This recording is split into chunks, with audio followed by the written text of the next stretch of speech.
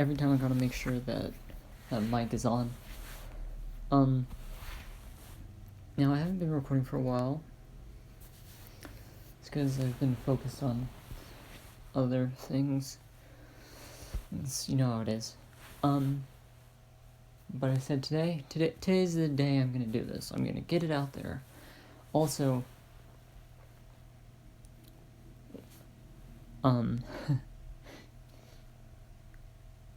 there's gonna be a pause in What If Deku Had the Boosted Gear. Not yet.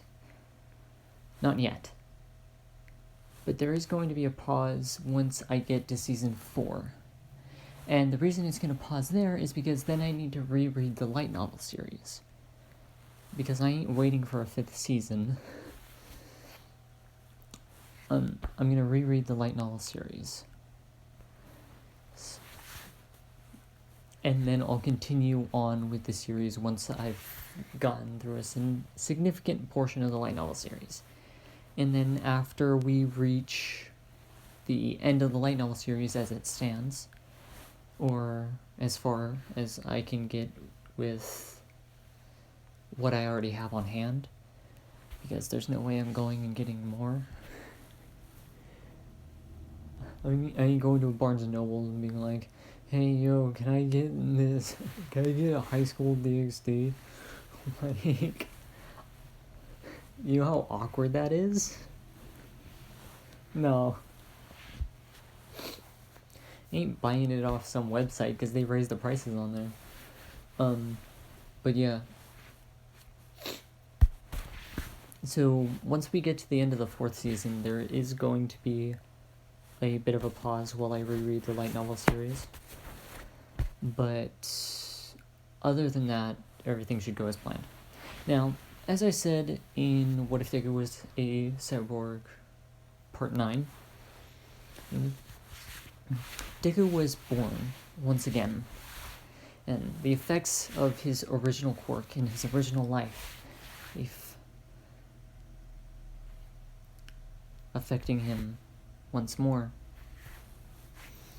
And so, he came to life, except this time, as he was developing inside the womb,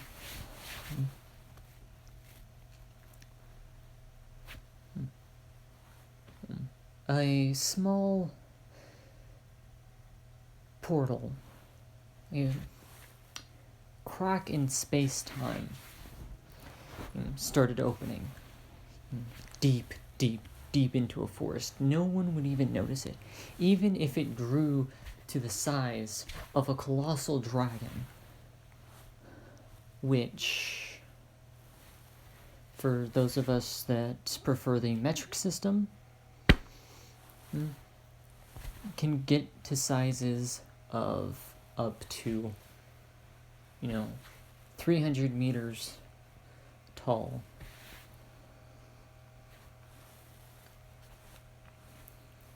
On all fours. And from head to toe, they can range all the way up anywhere from 500 meters to a kilometer, which I think is 1,000 meters.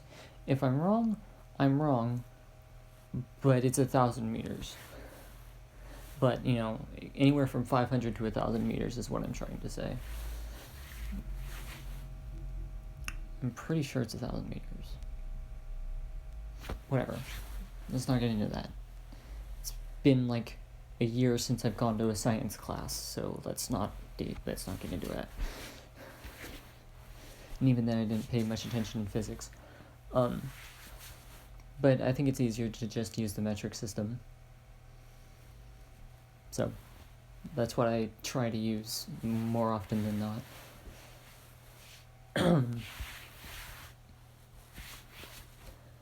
But yeah, so they're pretty damn big, but and as this portal opened, and it's some energy from whatever this other world was affected Izuku. Like magic had fused, like this magic-like substance fused with him as he was born. Now, some of you are probably thinking, wait, so then he's born with magic? No. Well, it fuses with him, but as it does, it has a different effect, because magic doesn't exist in this world, so he wouldn't be able to call upon it whenever he wants. So the magic itself that fuses with him changes and alters itself to fit this world. No, it's not a quirk. It's more like if you were to learn the magic of another world, if you were to be trained how to use it would be, normal,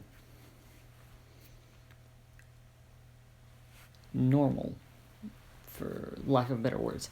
It kind of be like how quirks work.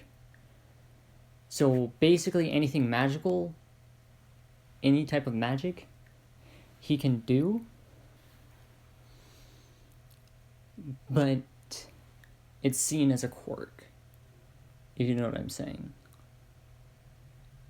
So basically his quirk is he can learn magic without having to draw in magical power. But technically at the same time it's not a quirk. You know what I mean? If you don't, that's fine. But the magic fuses with him, so he can learn magic, and whenever he uses said magic, it just doesn't cost any magical power. Instead, it makes it so that it costs Izuku his stamina instead. That's what this fusion does, and that's how this magic manipulates itself once it is fused with Izuku. So by the time he's born, it's altered him so much that his eyes are red, and when his teeth grow in, they're extremely sharp.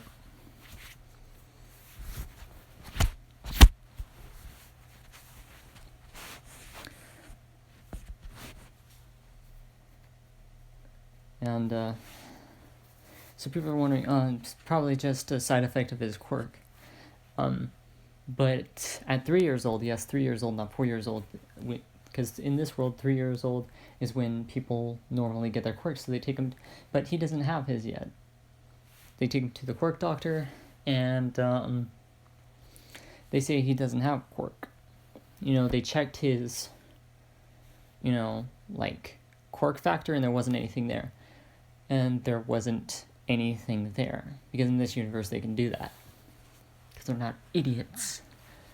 They've actually been studying for the past 200 years that quirks have existed, instead of being lazy bums. But moving on.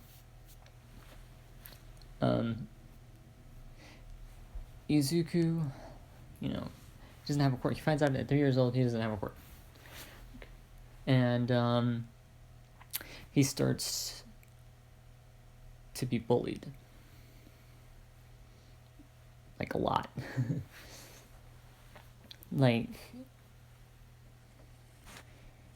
It's even worse than in canon. He has burn marks, scars. He has a scar that goes from his left shoulder all the way down to the right side of his waist.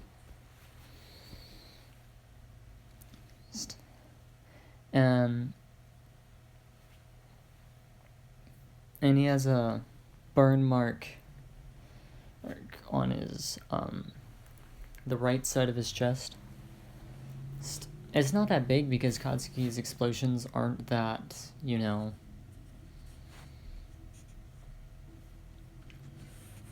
large yet, but there's a few first degree burns on there that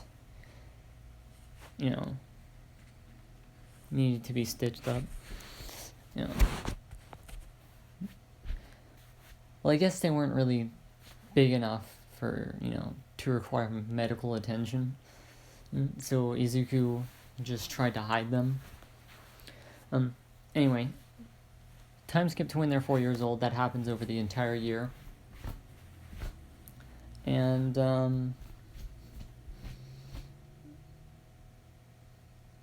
he's got smaller cuts and bruises, but nothing that's scarred, other than that, the 2 that I told you about. And so Izuku moves on. He finds Bakugo bullying a young girl with black hair that looked almost spiky on the ends. Hair wasn't that long, maybe shoulder length at most. However, I can tell you, by personally having shoulder length hair at one point in time, it's super long, even if it doesn't look long, even if it's not comparatively long to other people's hair. It goes down to, I don't know, the middle of their back or their waist or something. That is long. Having shoulder length hair, as soon as you cut it off, you'll realize that it's long. But anyway, moving on. And so,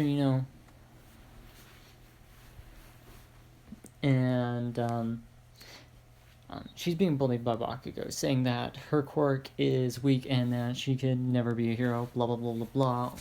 Only Katsuki, only the great Bakugo can be a hero. And that kind of BS. So he continues on like this, but, Izuku, being the kind and caring 4-year-old that he is, goes and takes the beating for her.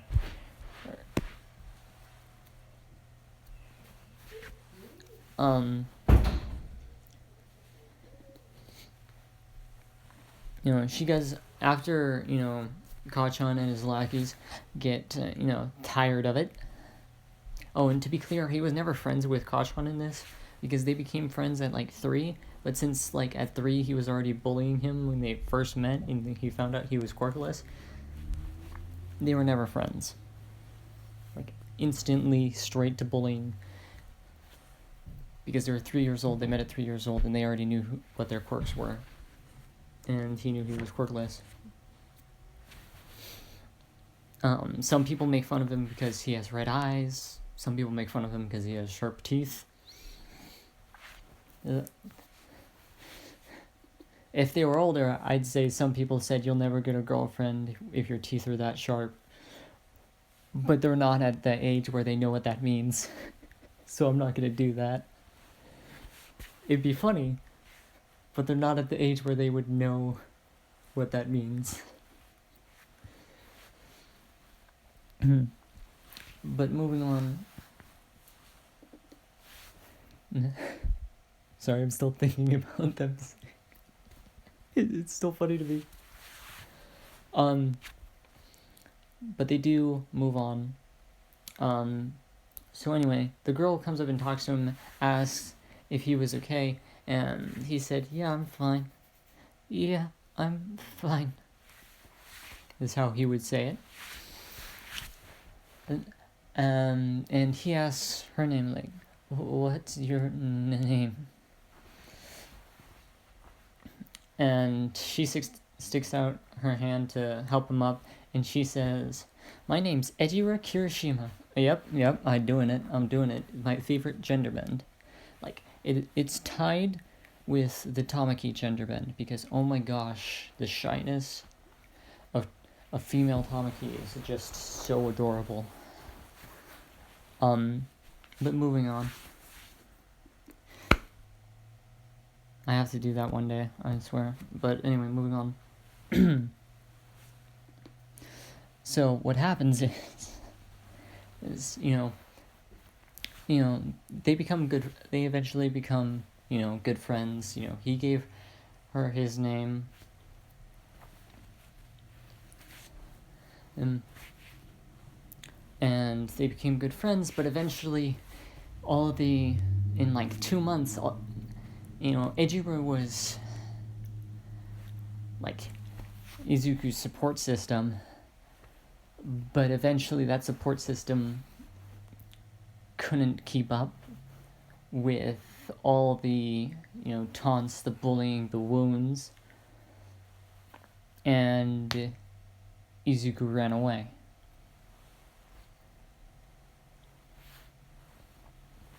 When he was 4 years old, he ran away from home. He ran away from everything. Ran away from the bullies. Ran away from home. Ran away from his mother. Ran away from the only person who actually supported his dreams. Because the bullying was too much.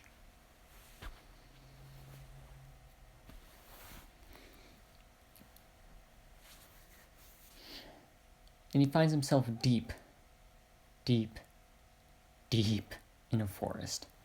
Because unbeknownst to him and other humans, he's releasing this aura that only animals can sense, and so that only animal senses can pick up on. And no one that he knew or no one that was ever near him had like an animal mutation quirk, so none of them picked up on it. Picked up on that aura. For the sake of this, we're going to say it's like that of a dragon. None of these animals know where the hell this aura is, so they stayed away from it. People who've met Ryukyu, who doesn't work in Usutafu? I don't know how to pronounce it, I'm butchering it probably. More than likely. But you know what I'm talking about. He doesn't operate in Izuku's hometown. At least I don't think she does. So no one would really, have that connection. But they move on. So I'm sorry if you thought this was going to be like Izuku x Ryukyu. First off, I don't know Ryukyu's actual name. So we can't do that. And second off, Dragon Slayer? Not dragon. Kills dragons. Got it? No, I'm just messing with you. But, let's be honest. Anyway. Moving on. He moves on. He eventually comes across this portal. The same portal that had opened up when he was a kid. When he was, still, maturing inside the womb. Developing, I believe, was the word I used before. But he's looking at it now, and now it's, super big. He didn't know that it existed before, but it's super big. It's at least 1,000 or so meters in each direction. Because it's circular shaped. And so Izuku's like, what the is that? And then we get this coming out.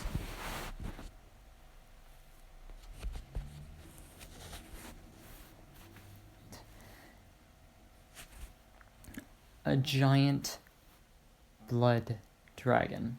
Yep.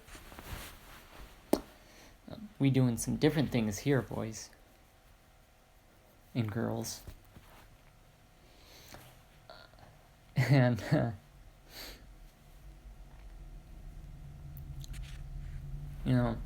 this is the Blood Dragon Queen, the female equivalent of a Dragon King from Fairy Tail, And she's on par with, there are 4 dragon kings that are tied for, the strongest dragons. Or rather 5. If you want to count Acnar Logia, then there would be 5. There is Igneal, the Fire Dragon King. Then there is Kronos, with an A, the Time Dragon Queen. And then there is Vilskira. No, it's Volskira. I ain't gonna spell it out for you, but she is the Void Dragon Queen. You could tell most of these strongest dragons are female. Why? Who knows? So I just came up with them, and like, Time's pretty strong, so, the Time Dragon Queen's gotta be one of the strongest. Void abilities, those are also amazingly strong. She's gotta be one of the strongest too. So, and then there's Vladika. It's just Vlad, I-C-A. It's pretty simple spelling. And she is the Blood Dragon Queen.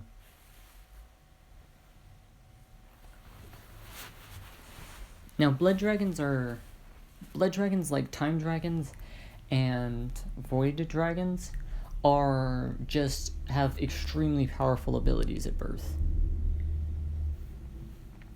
They're more powerful than most other dragons at birth.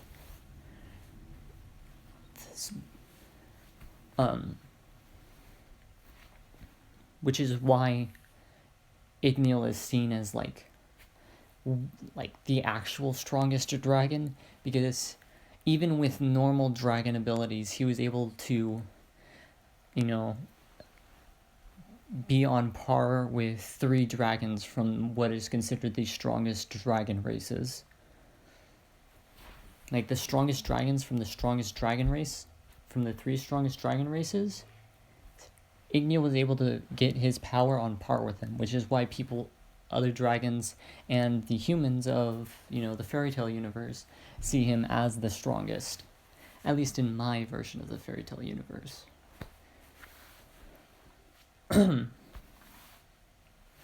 Anyway, so Vladika here is extremely powerful in more ways than one.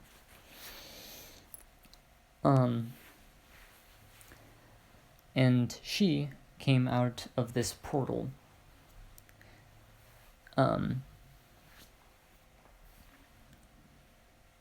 And she comes through. She's big, like colossal sized. It's like I said before, she's extremely large, because that's the way dragons are. Like,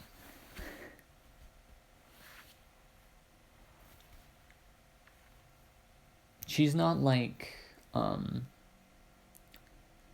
Jormungandr sized, because Jormungandr is said to be able to surround the entire world. So, she's not that big. But she's pretty damn big. And yeah, so she immediately... And she had flown through this portal as she was looking for someone who could be a dragon slayer who could withstand the powers of a blood dragon. And that was when she came across this strange portal, and she found on the other side, and she could feel from the other side a strong presence, someone that deeply resonated with blood dragons. It's the pain, the neglect, the suffering that most blood dragons went through because they could control blood. because they could manipulate blood, they were feared and ostracized. Even though they were one of the most powerful, they were feared and ostracized. And she found someone who resonated with that. Someone who knew what that was like. Someone who would be able to be a blood dragon slayer. And she found that on the other side of this portal. Something she hadn't felt in her travels across the entire world. She had not found one person that could truly withstand the power of blood dragon slayer magic. But this boy, this thing, because she doesn't know it's a boy yet, this thing on the other side of this portal would be able to. So she goes to the other side. She goes through the portal, and that's how she ends up there.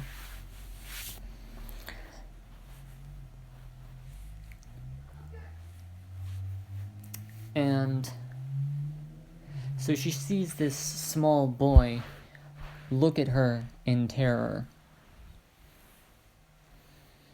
Because, like, it's a 4-year-old boy, and this is a colossal dragon. Who wouldn't look at it in terror? Like, who wouldn't look at it in terror, even if they were being adult? Like, I don't care. This thing gives off an intimidating aura just from being there. Also, let me remind you, dragon. So I don't think any of you, the heroes, even Ryukyu, wouldn't be able to fight a dragon head on. Like, because Ryukyu's power lets her transform into, like, a dragonoid figure. Like, has the shape of the dragon and everything. But she doesn't have, like, a breath attack or manipulation of, like, some form of, element like, dragons do. Like, just look at Igneel doing a fire dragon fist. Like, excuse me? You want to tell me that thing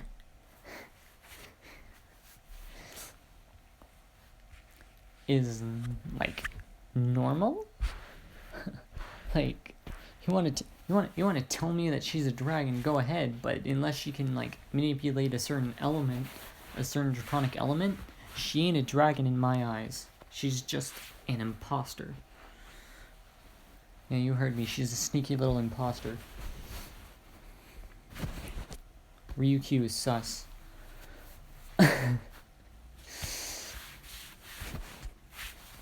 But yeah. I just imagined Among Us, but only dragons. Only little chibi dragons. Flying around.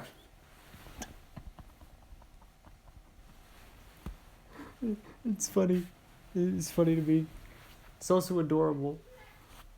But mostly funny.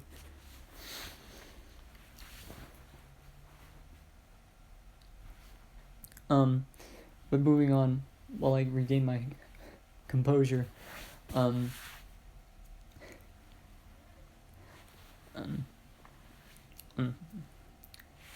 she's able to calm him down, maybe having to make a threat or two.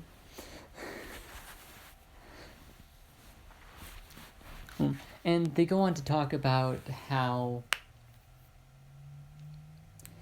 But no, really, she's, for being a blood dragon, which are normally hostile to most, people, even dragons, because, they're ostracized, and they're like, ew. Vladika was the opposite. Shut up.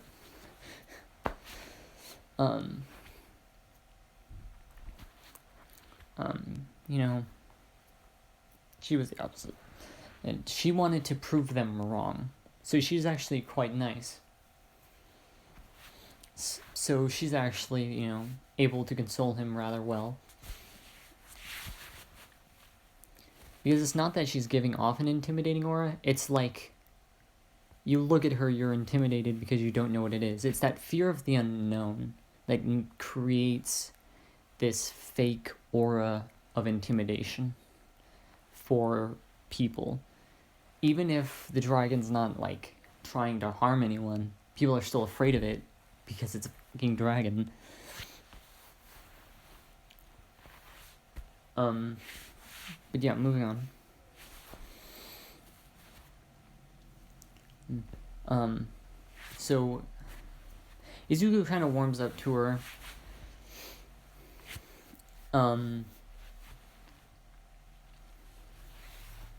And tells her, how just because he doesn't have, special abilities like everyone else, just because he doesn't have a so-called quirk or superpower, as he explains to her when she says she doesn't know what a quirk is. And Izuku can tell, because he's seen Ryukyu in action, and she can turn into a dragon, but looking at Vladika, there's no way that this is a quirk. There's no way a quirk is that advanced yet.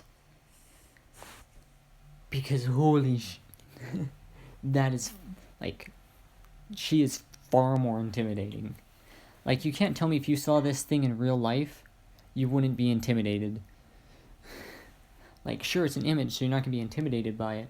But if you found this thing in real life, you can't tell me you wouldn't be intimidated. You might not show that you're intimidated, but on the inside, you'd definitely be intimidated. Like, unless you're some sort of anime protagonist or you're stupid, you wouldn't be intimidated. You would 100% be intimidated by this thing. Like, unless you're an anime protagonist or stupid as fuck, you would 100% be intimidated. Those two things are the only people in existence that wouldn't be intimidated by this. And even then, sometimes the protagonist would still be intimidated. But moving on. So, needless to say, she's angry at these people. Like, seriously? Just because you weren't born with something that most people have, you're ostracized? Like, now she sees why he connects with blood dragons so well. Because of, being ostracized, because of the pain he had to go through, because it wasn't just being ostracized, it was being attacked on a daily basis by his own kind. For blood dragons, they were being attacked by humans. It's every day. But he was attacked by his own kind, which puts him even closer to being a blood dragon, because he has even more pain than they do. Gone through more suffering, bled more than anyone else would normally do by his age.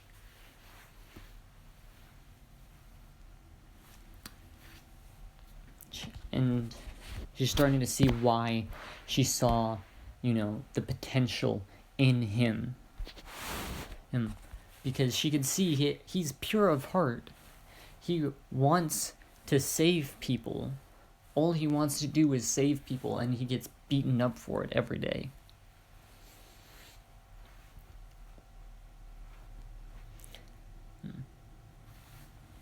She can see the magic that is fused with him to become something other than magic. Because again, he wasn't born with a quirk. This magic slowly, fused with him over time. So it wasn't until he was about, 2 or 3 that it came and fully fused with him. Which meant that he technically wasn't born with the abilities. So it's not considered a quirk. Like, if one were to... I'm not even going to explain it. It's not a quirk. Just take it for what it is. It's not a quirk. It's just magic has fused with his body to become something different. I don't know what you'd call it, but it isn't magic anymore. But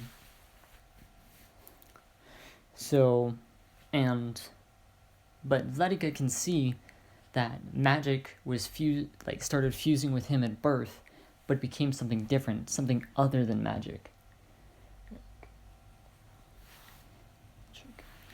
And, she feels akin to this boy because she's the same way. All she's ever wanted to do is protect people, protect the human race, and protect the dragon race, or at least the good dragons of the dragon race.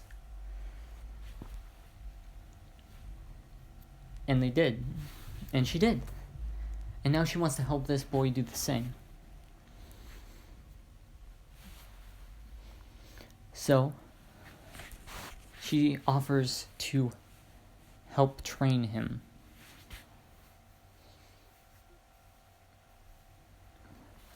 She says, I can give you power beyond your wildest dreams. Power greater than any quirk. Power that is stronger than my own. And Izuku's here is confused. It's like, how can you give someone power that's stronger than your power? That doesn't make sense. Which, in all seriousness, it doesn't make sense.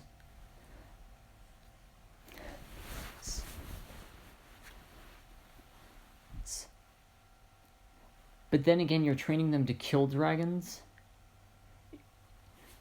It's really a case of the student becoming the master.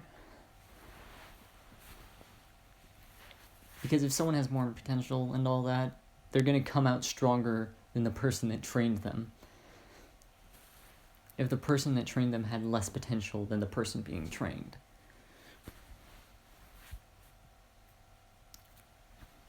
But anyway, moving on.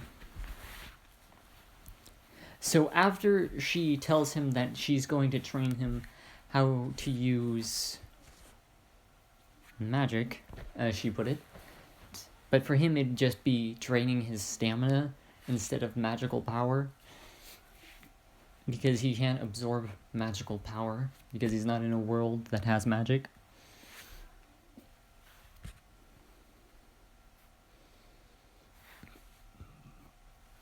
So technically it's magic, but at the same time it's not magic. You get what I mean. You get what I mean. I can speak English most of the time. And so she trains him for 10 years.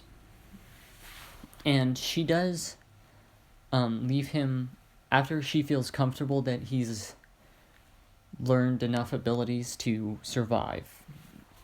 Which I'll get to all of the things that he knows how to do at the end of the training.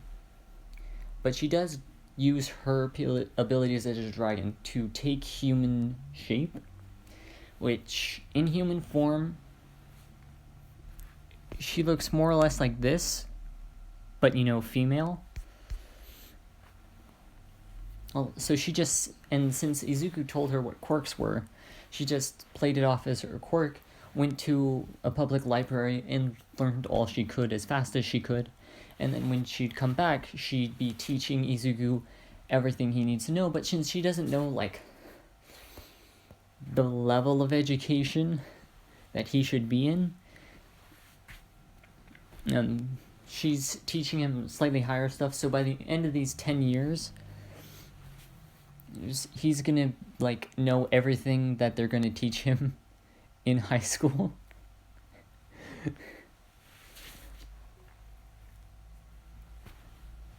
He's gonna know everything that he's going to need to know. Everything they're going to teach him in high school. If he decides to go to college, everything they're going to teach him in college is going to be in there. I'm not kidding. I'm really not kidding. She taught him, college level stuff. Because she didn't know what was, college level. She, Like, because dragons are very intelligent creatures, so they think this is like basic stuff, you know? So, like, as soon she picks it up on it extremely easily, and they're like, oh, this must be like, you know, this must be like low level stuff, right? Like, no, that's college level stuff right there. And Izuku being similar in this way to dragons, being very intelligent and picking up on things quickly, he knew it was probably higher than his grade level, and probably shouldn't have been, you know, being taught these things, but was taught them anyway. He didn't say anything because he got it pretty quickly, because he didn't start off with college level stuff or high school level stuff. He started him off with like elementary school stuff, because it was like the easiest things to learn. So she's like, oh, we should probably start there. But she thought that the college level stuff was like before high school stuff. But in the end, she still found like college stuff as like the senior year of, you know, elementary school. Like that's what she thought. Like senior year of middle school, that's what college stuff was. She didn't know, but it worked out in her favor. So 10 years have passed by. Ladika has realized that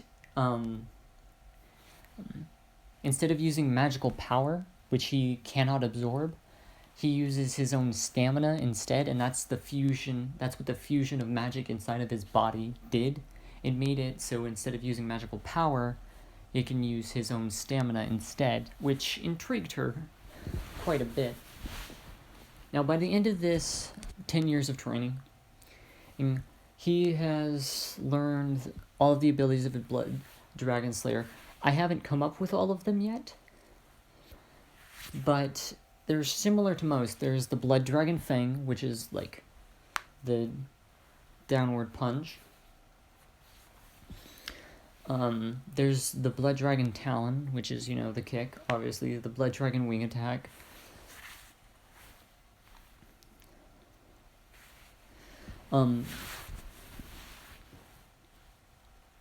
Obviously, he can absorb other people's blood and to gain more stamina that way.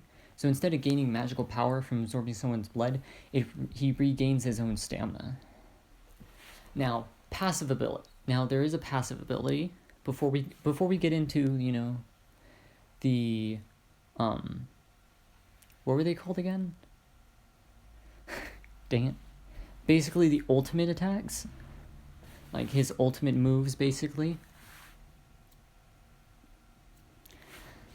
It's been so long since I've watched Fairy Tail. His sacred arts, I believe, is what they were called. Before we get into the sacred arts, or what will be known as his ultimate moves, you know, the moves that only he could pull off. Though, granted, he's going to be the only one that's able to pull these things off anyway. Passive ability, he can have his head chopped off and survive. Like, his healing factor is just that great. Like, the blood would come out of his neck, reattach to his head, and then pull it back, and then heal itself in a matter of seconds. Like, within 5 seconds, it would be completely healed. The healing factor of a blood dragon is amazingly powerful. Now you see why they're one of the strongest dragon races at birth. Basically, as long as there's a single drop of his blood in existence, his entire body can be remade from it. So yeah, obviously he has to have enough stamina in order for that, like, rebuilding of the body to take place. Enough stamina left in the body that was destroyed in order for the body to be remade. But you know, he ain't waiting around. You know what he does instead? He forces the blood to create a clone of himself, which is technically possible. I'll get into that with the sacred arts. Like, one of the sacred arts allows him to use his blood to create a clone of himself. Now, whether that clone is, alive or not is up to him. So if it's not alive, then as soon as if his body is destroyed, his original body is destroyed, his soul then gets transferred to the clone he made, and then he can keep living. You know what I mean? But the thing is, he could also do this with other people. The sacred art is called blood cloning. So as long as he's absorbed someone's blood, he doesn't have to eat it. He doesn't have to ingest it. He can literally just stab his nails into somebody, or his claws in this case. Because he'll be able to, in Dragon Force, he will have claws, or talons, or whatever you want to call them. If he could just go into someone's skin with his fingernails or whatever, and absorb his blood through his hands as well, not just his mouth. So he'd be able to do that, and once he's done that, he can create a blood clone of that person. As long as he's absorbed the slightest bit of blood from somebody, even a singular English, I speak it, I swear, a singular drop of blood from a person, he'd be able to create a clone of them.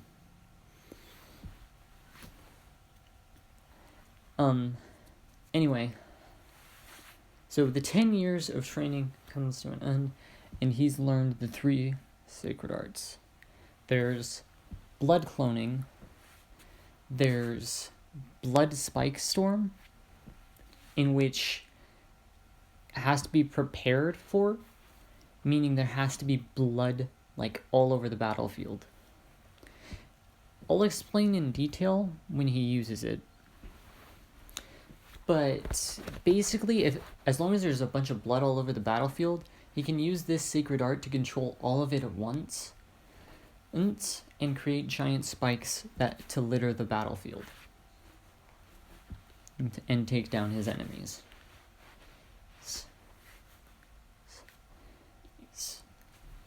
And the third is called blood control. Even if he hasn't absorbed someone's blood, he can control the blood in someone's body to a point where they're completely paralyzed. If they tried to move, technically they could still move, but if they did, the blood would be ripped. Say they tried to throw a punch while he was using the sacred art, all the blood would be ripped out of their arm, and all that would be left is the, muscle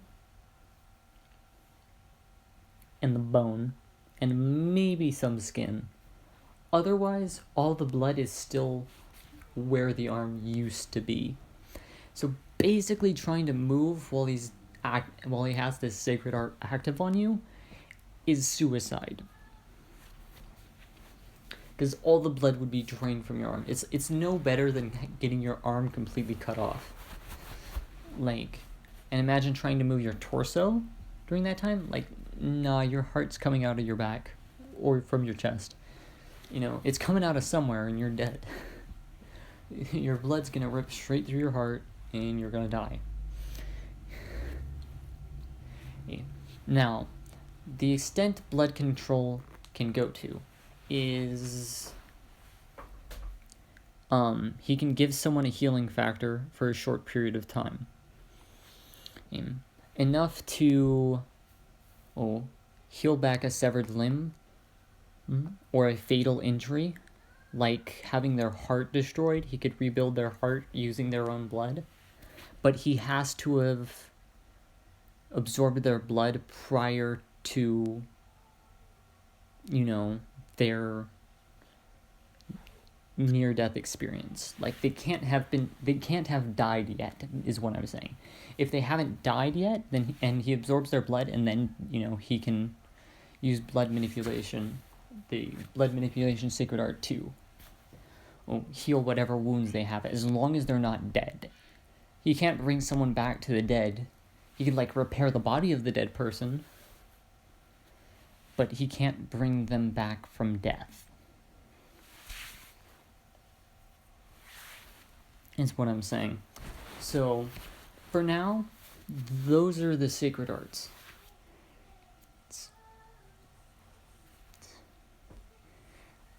You could also forcibly control your blood to keep flowing through your body, even if your heart stops beating. So basically, he can act as someone's heart with blood manipulation.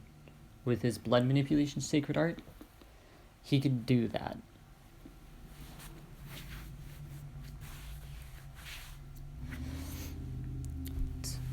Forgot to mention that, but I think that should be pretty much assumed, being able to manipulate blood and all. But yeah. So, moving on, there are 3 transformations that a Dragon Slayer can do according to my Dragon Slayer world. And if that's a website, I didn't know. I'm talking about my world, the world of Dragon Slayers that I create. This fantasy of how Dragon Slayers work in my mind. They don't have to kill a dragon to go into Dragon Force. They don't have to absorb, like, pure raw magic energy to, you know, get into Dragon Force like Natsu did that one time. But what he could do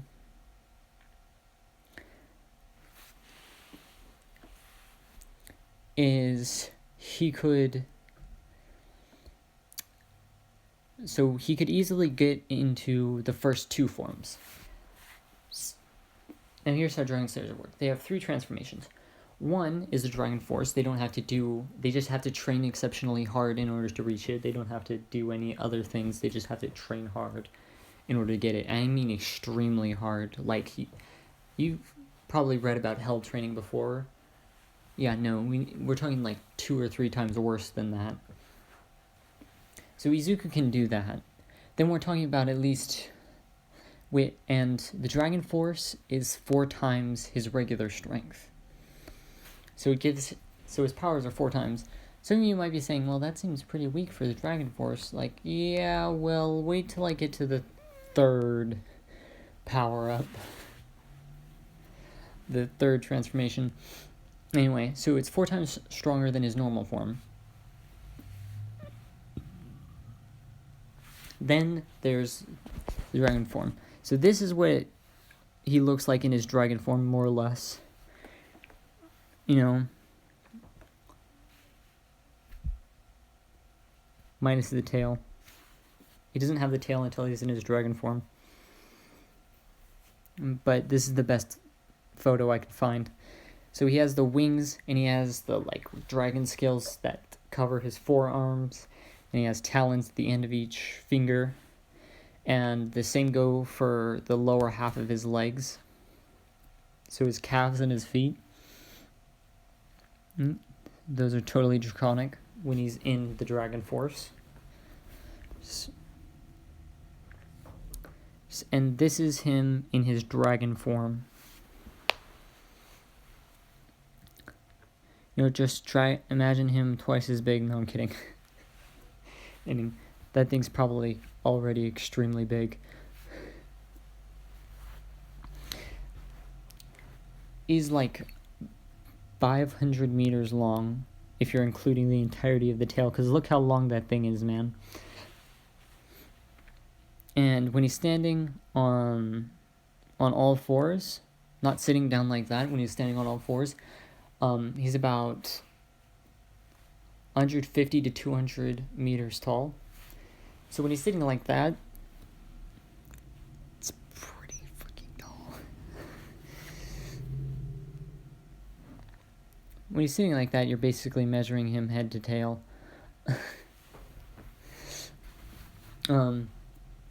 But moving on.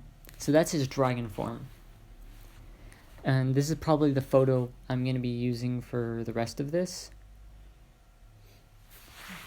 Unless I feel like going back to the red-eyed Izuku. But anyway, moving on. This is his dragon form. And his dragon form is 8 times stronger than the Dragon Force. Force.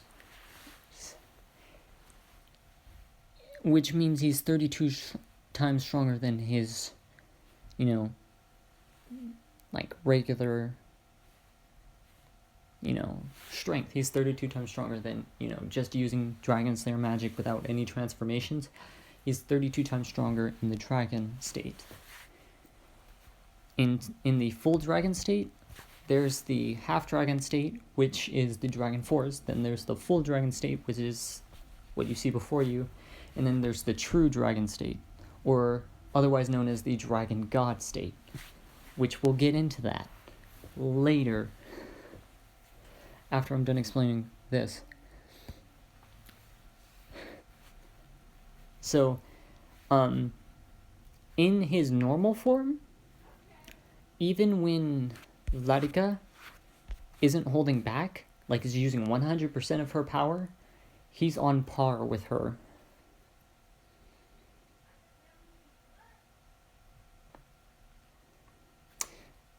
I've given you a few seconds to wrap your mind around that.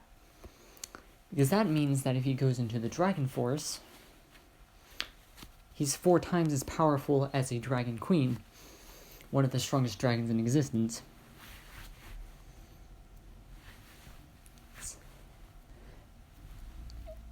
And when he goes into his actual dragon form, he's 32 times stronger than the strongest than the strongest dragon in existence. You know what? Let's scratch that.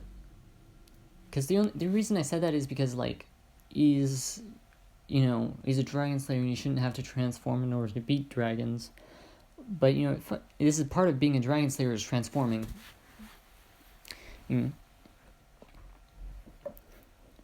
So when he's in the dragon state, he's on par with her. And when he's in, the Dragon Force, he's about an 1/8 of her power. And when he's just normal, like normal mode, just using regular Dragon Slayer abilities, he's about 1/32 of her level of strength when he's going all out. So Dragon State, he can actually, he's actually on par with Radika. I say that because I don't want him to be too overpowered, but because it's not like he's going to be using his, actual dragon form all the time. It's not like every fight he goes into dragon form. If he goes into dragon form, he's being serious. But I hear you saying, wait, but isn't there a form beyond that? And, yeah, he can't get to that yet. He's mastered the first 2 forms. He's mastered the Dragon Force and the full dragon form. But he hasn't mastered the true dragon form, or otherwise known as the Dragon God form. Now, are you asking, what's the Dragon God form look like? In the Dragon God form, he has, the back of his forearms are scales, which then go up to his which then encompass his entire fingers and turn them to talons on both hands. His legs are then also done the same as not 2, not 4, but 10 dragon wings of whatever element the Dragon Slayer is, in this case a blood dragon, in which case the wings would look like this dragon here, but smaller and without the hooks on the end, and there'd be 10 of them. His eyes would get even redder than they already are, to the point where and then there would be some slight red cracks forming along his face and other various parts of his body, like his chest and upper legs that connect all of the parts that are covered in scales together. His eyes would become slitted like a dragon. Horns would grow out of his head like the dragons. Like these two top horns on this dragon's head, that's how they come out. His teeth get even sharper.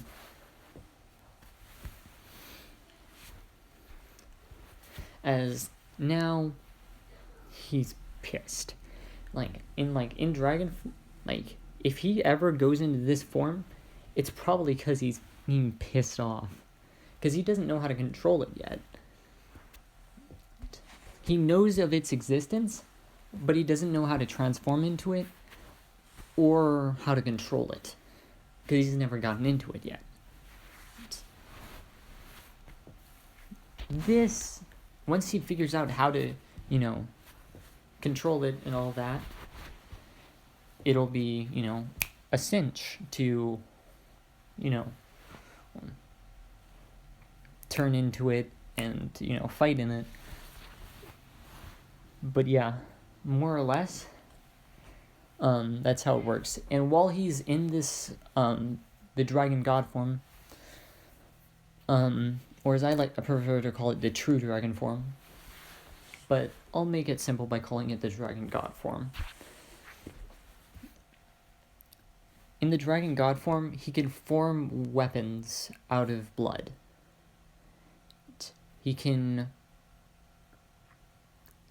put on different curses inside someone's blood. Something akin to poison, but not actually. Oh, hey. Thanks for that random person who voted on my fanfiction. But yeah. So that's how that works.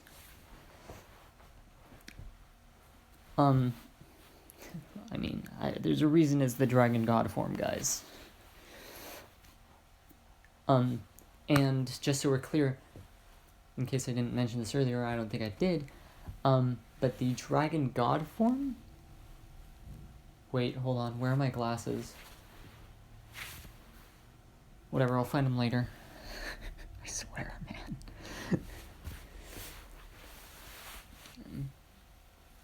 They're in my room somewhere. Probably. I look like a fucking idiot. Which is fair because I am. But I'm getting off topic again.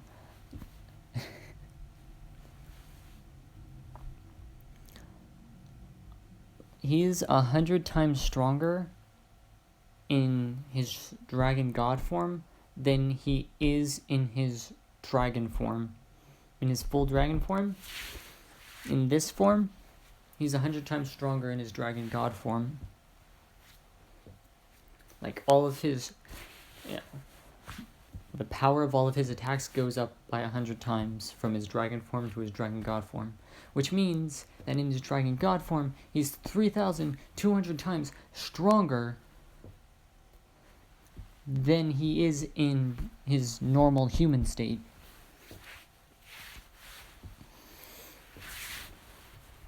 So keep this in mind. In his normal human state, at the moment, at the end of the 10 years of training, his power level would be on par with Weakened All Might. Weakened All Might is still extremely powerful. Powerful enough to defeat All for One if he, went beyond his limits for one last time.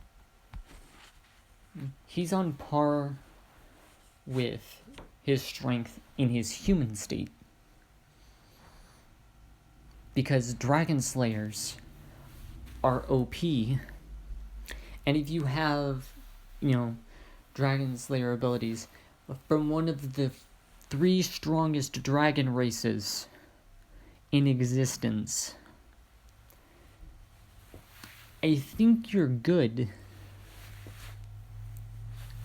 I think you're gonna be good, for a while. So yeah.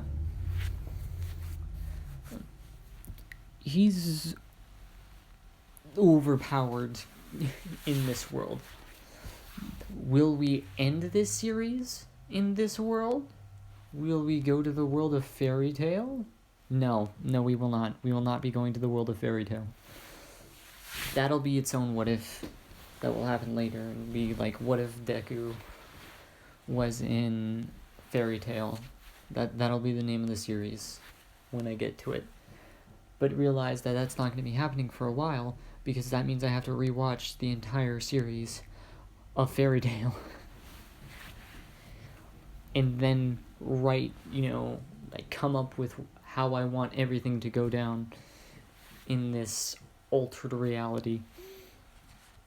But seriously.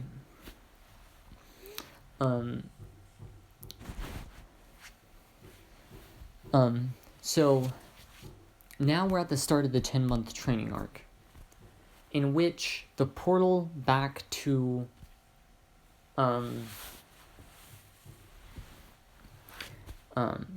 world of Fairy Tail starts to close once more, and Vladika realizes that if she doesn't go, she's going to be trapped in this world forever, and she needs to help the people in her world. But she doesn't want to leave Izuku behind, because he's like a son to her, and to him she's like a mother who actually was there for him and believed in him and helped him train.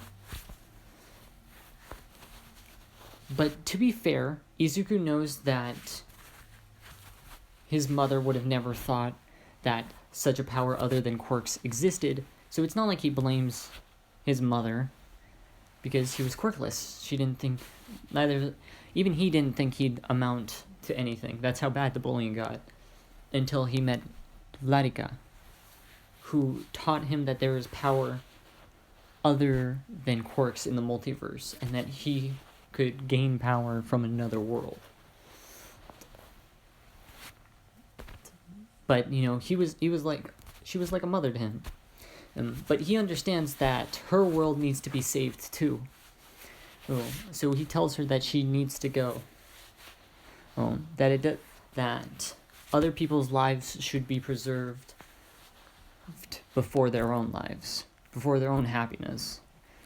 That others should always, be put first, because that's just the kind of person he is. He's the kind of person who, I don't care what happens to me as long as other people are happy kind of person. Which, that mentality is good only to an extent, because you gotta worry about yourself too, Gotta be able to worry about yourself too. Gotta know when's the right time to worry about yourself. Because that's how people get depressed. Or at least some people, because they're too worried about other people. Yeah. So, moving on.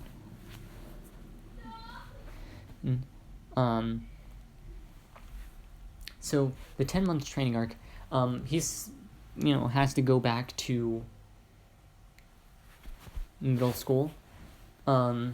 He goes back, to his apartment, and he knocks on the door.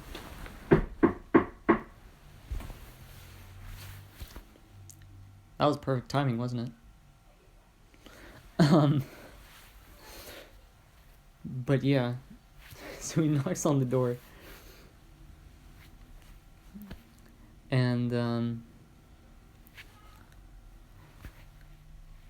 his mother comes out. His mother, unfortunately, is the chubby, lovable Inko, not the hot and sexy Inko from the beginning.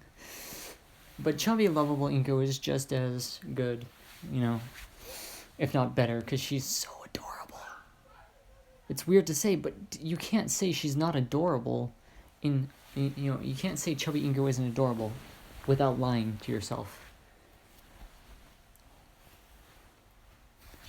But she was stress eating because she didn't know if her baby was alive or not. She held out hope that he was still alive. He comes to her looking like this, with black hair and red eyes.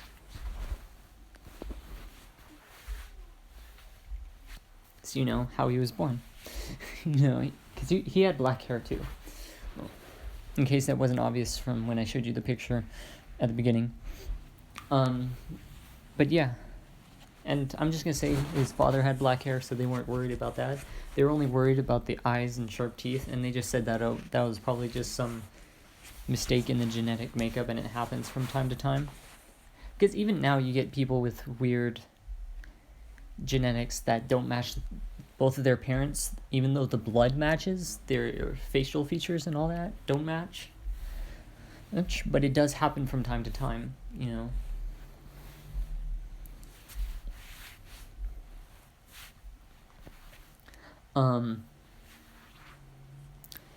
But yeah.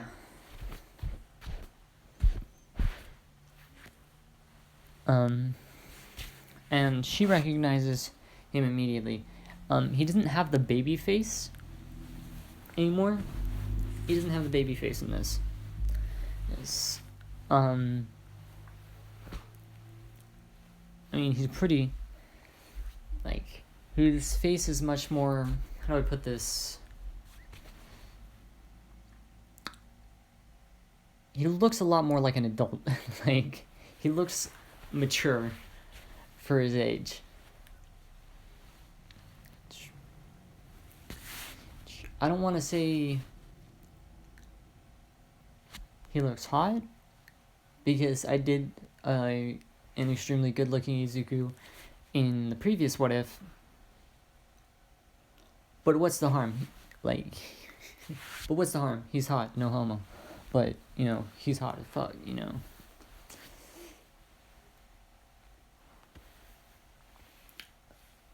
So,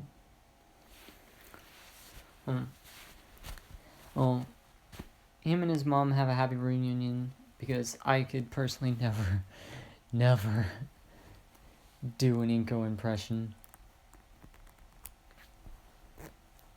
Because I know for a fact I would try and butcher it terribly.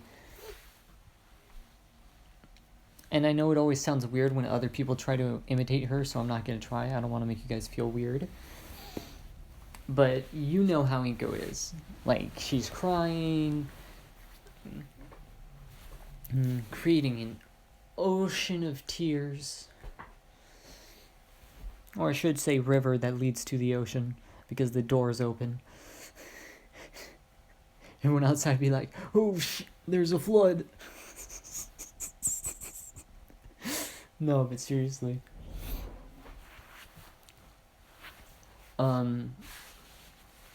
She's happy that her baby's back. Bakugo hasn't changed at all. This, like, his disappearance hasn't changed him at all. He's just like, good, the quirkless kid left. You know? He's like saddened by it because, like, oh, now I don't have a punching bag anymore. What the fuck am I gonna do now? How the hell am I supposed to train my quirk without my stupid punching bag? Like, what the fuck is this? Bullshit. Know what I mean? Like, that's Bakugo in a nutshell for you. So that's still how Bakugo is. So then goes back to middle school. He gets placed in the same class as Bakugo, unfortunately. The sledge incident. This happened. We'll say this happened about a month before, so that he had time to get into. So it was like 11 months before entrance exams, and you know, Ladika went back home and everything. So,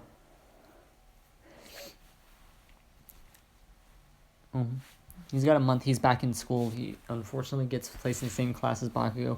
Bakugo finds out he's back. And Izuku has a lot more, has a much stronger will than he did before, and he can see and Bakugo can see the determination in his eyes. Not only the determination, but just the straight power behind his eyes. Like, if you looked at All Might's eyes, and you could, like, see the power behind them. Because, you know, there's, like, that spark that you see. Like, you could see that Bakugo can see that in Izuku's eyes. You can see that surge of power behind his eyes. But Bakugo's like, he's still quirkless. So, Bakugo tries to fight him.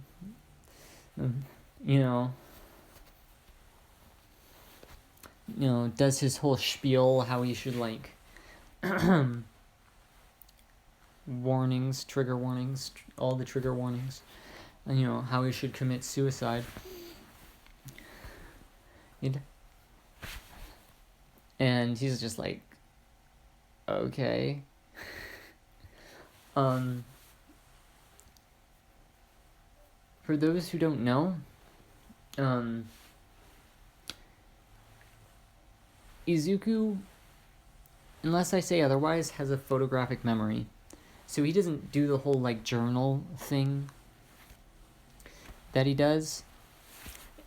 And if I do have him do the journal thing, it's just, for his attitude, because he likes to write it down, even though he doesn't have to. So he's automatically memorizing all these abilities. Ooh, interesting. I'll watch that later.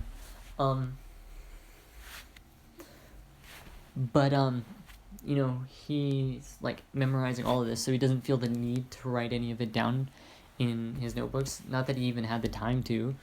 Like, he had 1 year to do it, and even then he wasn't doing it because he had a photographic memory. And his memory is even better now because, like, there's 10 years of not only physical training, but also mental training.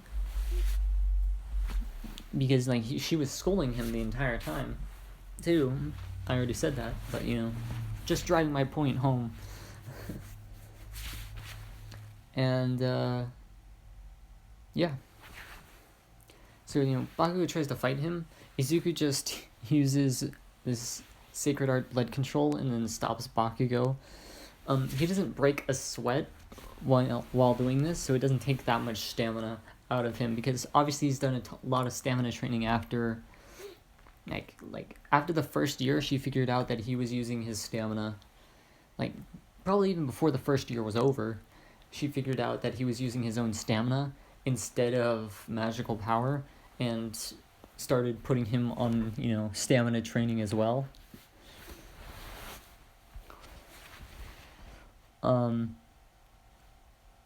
So yeah, that's a thing.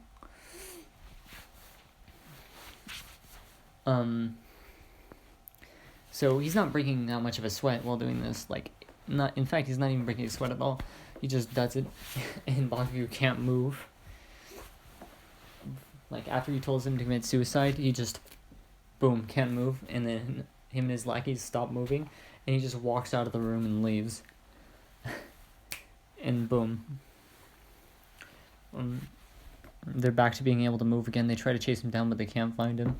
And the sledge villain incident, he's walking down the, under a bridge, going on his way home. Sledge villain comes out, and Izuku, like, senses it, like, he can smell it from a mile away. It's like, oh, great, it's getting closer. And he just dodges. Just, like, his heightened senses are amazing. Like, he has heightened hearing. The only problem is, this person that he's fighting doesn't have blood.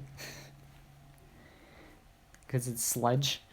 So he can't do anything against him.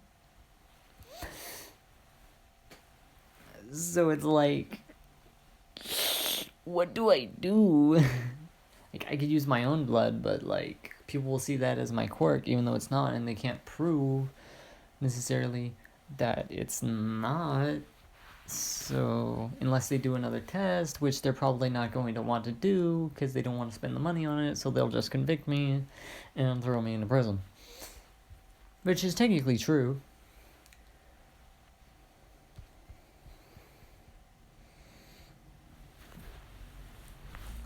And, so he's just dodging until All Might gets there. Like, I am here. I can't do an All Might voice. See, I try to do an impression, I just butcher it.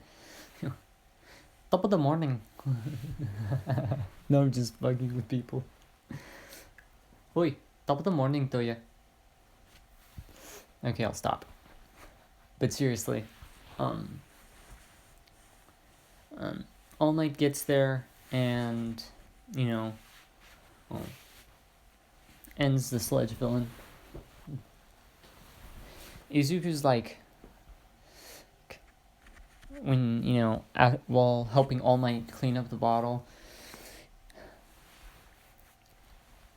using his senses of a blood dragon, he says, he looks straight at All Might in the eyes, and he says,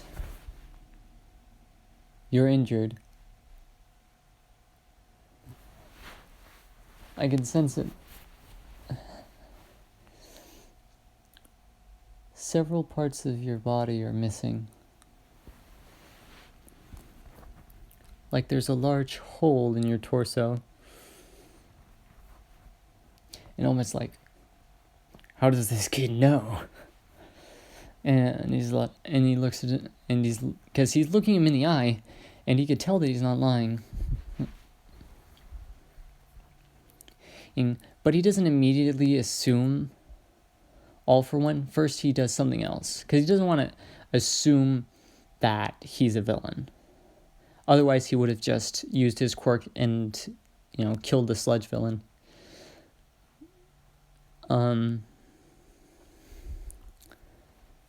So what he does is he goes and he's like, "Young man, does your quirk allow you to know when people are injured?" He's like, "Yes, but also no. There's much more to it than that. For example, if someone were to have their heart completely destroyed, as long as they haven't died yet, which it does take a few minutes for someone to die, even if their heart's destroyed, it does take time for them to, officially die and pass on. At least from how I look at it. I think that's how it works. Just like how you, cut off the head of a chicken, and then the body still runs around for a bit before it falls limp.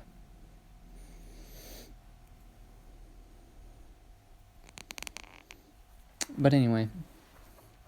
Okay, so if I were to do that, if someone's heart would be destroyed in front of me and I had time to get to them, I could remake their heart and keep their blood flowing enough to keep them alive, and then heal their, recreate their heart using their own blood, and then have the blood start circulating again, therefore keeping them alive. I could literally save someone from a deadly injury using my quirk to heal them.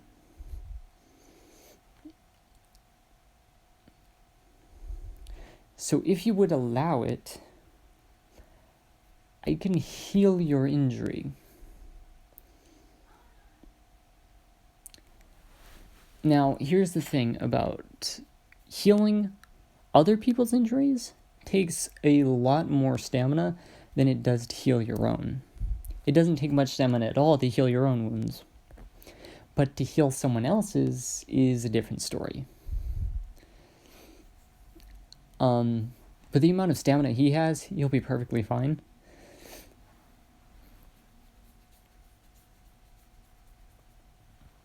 He could probably spar with All Might, with weakened All Might, for the entirety of the 3 hours that he can remain in his hero form, and then some, before he runs out of stamina. So I think he's going to be fine.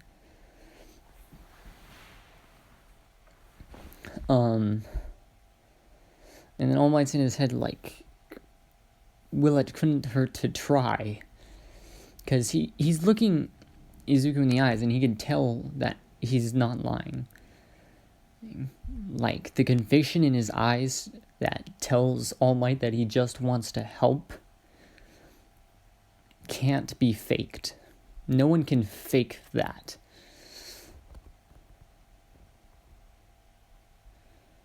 No one.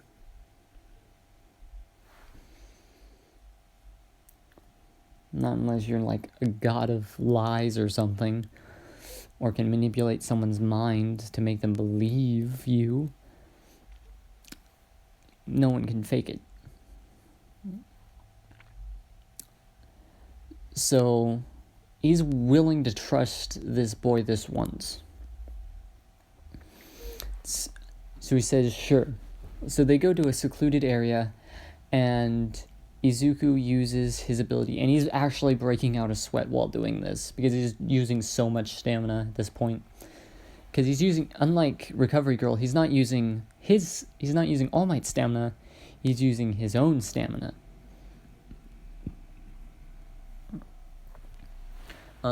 So anyway, he, absorbs a bit of All Might's blood because he says that he needs it in order to, heal him, but he only needs a drop. So he absorbs like a drop of his blood. And then heals All Might's wound. Not through his mouth, so he hasn't ingested it. And plus, All Might hasn't, decided to make Midoriya his successor yet, because he's giving him back, his prime abilities. So All Might doesn't have to worry about, dying anytime soon. So he's not going to give his quirk away just yet. He has more time to find a successor, if this works. So Izuku absorbs the blood. He doesn't get one for all. Did I say all for one before? I meant one for all if I did. You know what I meant. I meant one for all. I know, I'm stupid, forgive me. But yeah, he does that. And, so he heals All Might's wound completely. It's however, he still has to force himself back into his muscled state, because he's lost so much muscle. Because the way I understand it is he built his body all the way up to the shape of All Might, while he was in school. And he built his body up all the way to the shape of All Might over his years after receiving One for All. He built his body that high. And then after taking the severe injury, his muscle mass slowly decayed into nothing, into barely being able to move, before he decided and which is why he had to puff himself back into the muscular form. So now he's still in that weakened state and can still, puff out his muscles using One for All to do so. But otherwise he's still in that extremely skeletal state.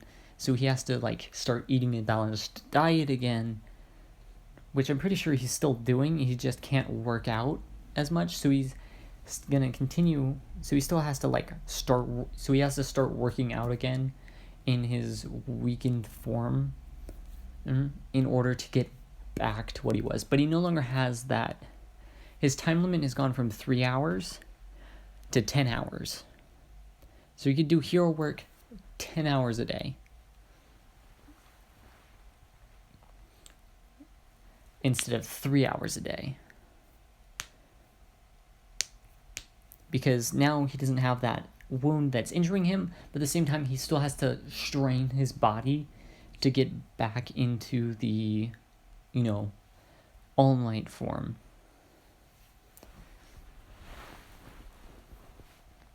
So he can only go for about 10 hours. If he just wanted to be in All Might form, he could do that for about 14, maybe 15 hours. But other than that, nope. But he can't do it any longer, otherwise he'll be puffed back into, Skinny Might. Or Skelemite, skeletal All Might. But moving on, that's how it is. Izuku then smiles at All Might with his 1,000,000-watt smile, that smile. The one that blinds you. As he walks away, not, asking for something in return. And All Might sees something that he doesn't see in most people. Most people that are heroes, that want to be heroes, or even people that are already heroes, was he sees a true hero in that boy. But he seems confident in his own abilities. So, All Might is going to ask later. All Might might ask later whether he wants one for all or not. But as for right now, he's still undecided. So then All Might then takes the Sledgeville into the police, which hasn't, been lost. So the whole incident with Bakugo never happens, so he never gets checked in that way. Izuku continuously, every time Bakugo looks for a fight, just by sheer fighting skills, because it's not like, Larika also, while she was studying, she found books on fighting styles, like Kung Fu, karate, taekwondo,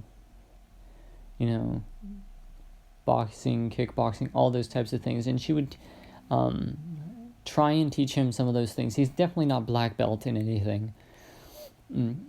But he's, above average at, at least for all of these things. So he definitely knows some mixed martial arts too. A few different, things. So he's gonna be pretty good, just saying.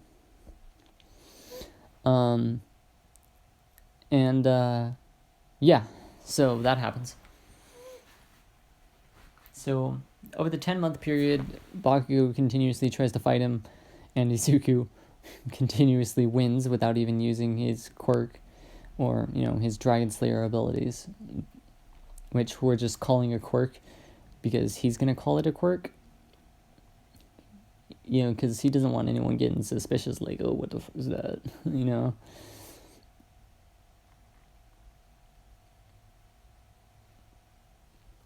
And, yeah. So, moving on.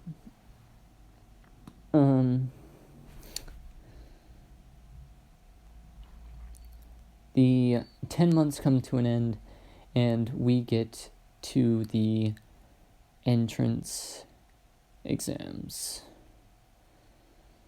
And as we see Izuku looking at the giant... Oh no, wait, I'm skipping something.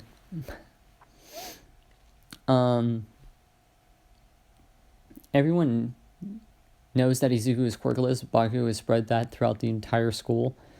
So they're they're trying to tease him, but then again, after he kicked Bakugo's ass several times, he's like, you know what, we're not gonna mess with this kid. So we get to the part where the teacher's like, I know you all want to be heroes, and throws the papers into the air.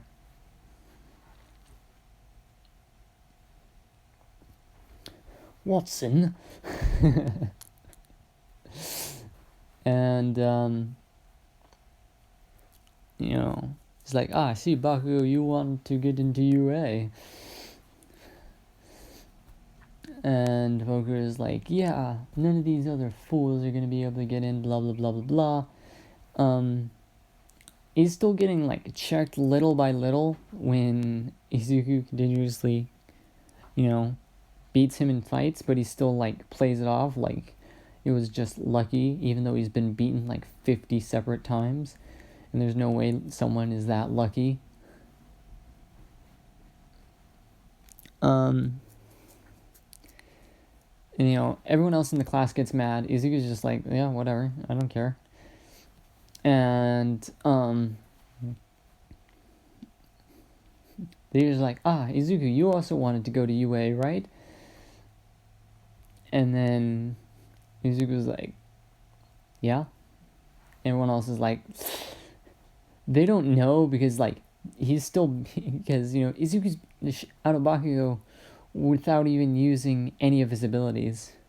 Like, without any of his, like, Dragon Slayer abilities. No one knows he has Dragon Slayer abilities yet.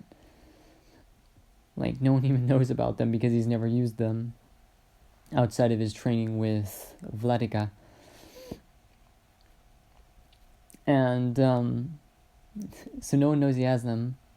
And like, he's quirkless, but at the same time, like, he doesn't have any power or anything, but he still kicks Bakugo's ass, and Bakugo has a quirk. Like, what's up with that? And like, maybe he could get in. If Bakugo get in, then he's probably gonna get in, because just look how easily he continuously beats Bakugo. Of course, none of them say this out loud because they fear Bakugo's wrath, and they know the teacher's not going to do anything because Bakugo has a powerful quirk and is probably going to get into UA and become a top hero one day. Just like, in the canon, they don't want someone they want to be known for, giving rise to one of the next greatest heroes and leech off of Bakugo's success.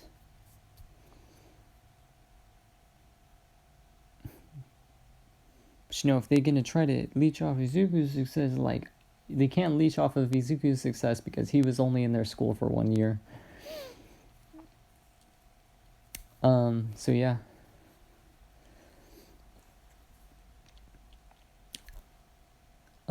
So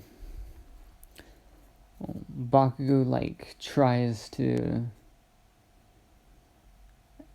and this happens at the end, because I think this would happen closer to, the end of the 10 months rather than at the beginning. Because it's like 2 months before entrance exams start, which should be enough time for everybody to do everything they need to do in order to get in their applications and everything. Because it's like they've already turned in their applications at this point, right? I don't know. But that whole thing happens, because I think I skipped that part at the beginning of the 10-month training arc. So anyway, the entrance exams happen, and Izuku goes and he sees this large, the large, campus and building that is UA. And I think that's where I am going to end part 1 of What If Deku Was a Dragon Slayer. So then, I'm going to see you all in the next video. Or should I say, this has been Blazing What Ifs. Blazing away.